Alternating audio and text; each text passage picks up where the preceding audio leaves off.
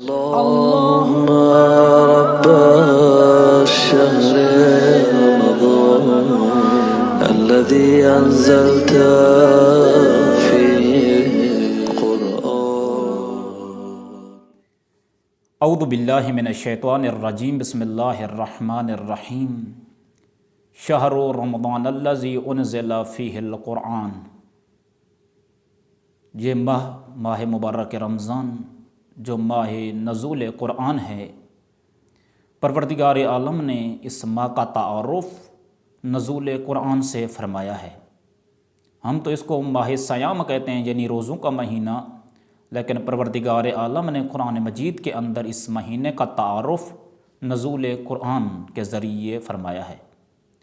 تو یہ ماہ مبارک رمضان بڑا عظیم مہینہ ہے، بڑے عظیم نعمت ہے پروردگار عالم کی طرف سے، لیکن یہ دیکھا جاتا ہے کہ ہم اس نعمت کے قدردان نہیں ہوتے، اور یہ نعمتیں بہت کم وقت کے لیے ہوتی ہیں. جیسے کہ حضرت امیر المومنین بھی فرماتے ہیں کہ یہ نعمتیں، یہ فرصتیں، یہ بادلوں کی طرح گزر جاتی ہیں. اب یہ جو نعمت ہے، یہ ماہ مبارک رمضان، یہ بھی گزر جائے گی، اور کتنی ہم یہ نعمات اپنی زندگی کے اندر یہ گزار چکے ہیں، کتنے ماہ مبارک رمضان کو ہم نے گزارا ہے.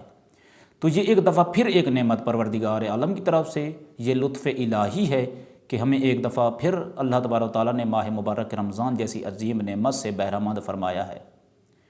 تو یہ ماہ مبارک رمضان یہ ربیع القلوب ہے، یعنی دلوں کی بہار.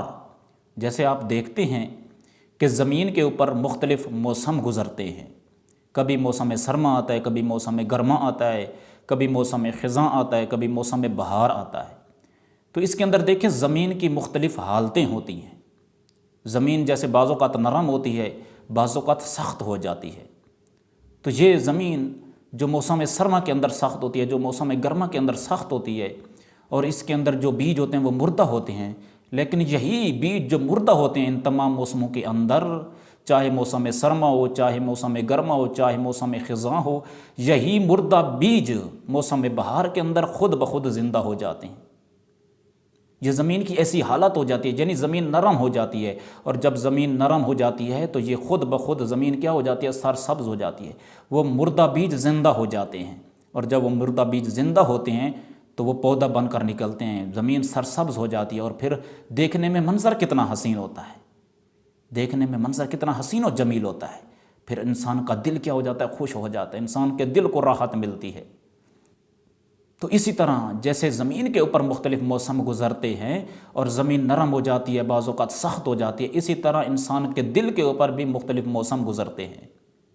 موسم سرما آتا ہے، موسم گرما آتا ہے، موسم خزاں آتا ہے، اور پھر موسم بہار آتا ہے انسان کے دل کے اوپر.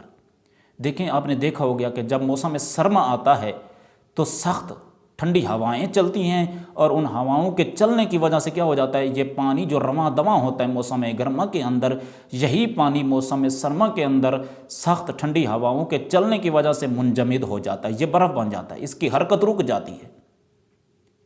جو موسم گرما کے اندر متحرک ہوتا ہے، جو حرکت کر رہا ہوتا ہے، جو رواں دواں ہوتا ہے، لیکن یہی پانی موسم سرما کے اندر ان سخت ٹھنڈی ہواؤں کی وجہ سے، سرد ہواؤں کی وجہ سے کیا ہو جاتا ہے؟ رک جاتا ہے، منجمد ہو جاتا ہے.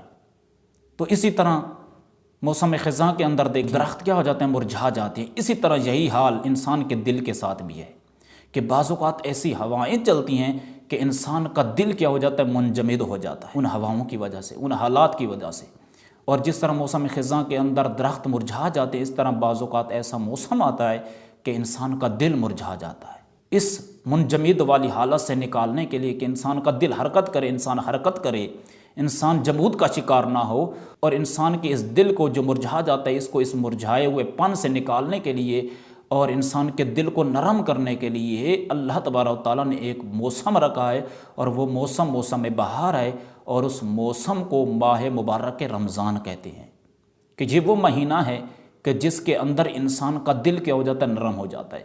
وہ جو باقی تمام موسموں کے اندر سخت ہو جاتا ہے، منجمد ہو جاتا ہے، پھر وہ ہدایت نہیں لیتا، اسی طرح اس ماہ مبارک رمضان کے اندر اللہ تبارک و تعالیٰ اس دل کو نرم کر دیتا ہے. کیوں؟ اس لیے کہ یہ ماہ ربیع القلوب ہے، یہ دلوں کی بہار ہے. تو اس مہینے کے اندر انسان کا دل پروردگار عالم کی طرف سے ہدایت لینے کے لیے آمادہ ہو جاتا ہے، اور اس دل کا ہدایت کی طرف رجحان و رغبت بڑھ جاتی ہے۔ اس لیے تو پروردگار عالم نے ماہ مبارک رمضان کے اندر نزول قرآن جاری فرمایا۔ کیوں؟ اس لیے کہ قرآن مجید ہدایت کا سب سے بڑا منبع ہے، اور ہدایت لینے کے لیے انسان کے دل کو آمادہ ہونا چاہیے۔ لہٰذا پروردگار عالم نے ماہ مبارک رمضان کے اندر قرآن مجید کو نازل فرمایا کہ شہر رمضان الذی انزل فیہ القرآن، یہ مہینہ وہ مہینہ ہے کہ جس کے اندر اللہ تبارک و تعالیٰ نے قرآن مجید جیسی عظیم کتاب کو نازل فرمایا۔ اب نزول کا مطلب کیا ہے؟ اس کے بارے میں بھی ہمارے اذہان کے اندر مختلف قسم کے شبہات پائے جاتے ہیں۔ انشاءاللہ اگلے درس کے اندر نزول کے معنی کو واضح کیا جائے گا اور اس کے اوپر روشنی ڈالی جائے گی۔ پروردگار عالم سے دعا ہے کہ اللہ تعالیٰ ہمیں قرآن مجید سے بہترین طور پر استفادہ کرنے کی توفیق عطا فرمائے۔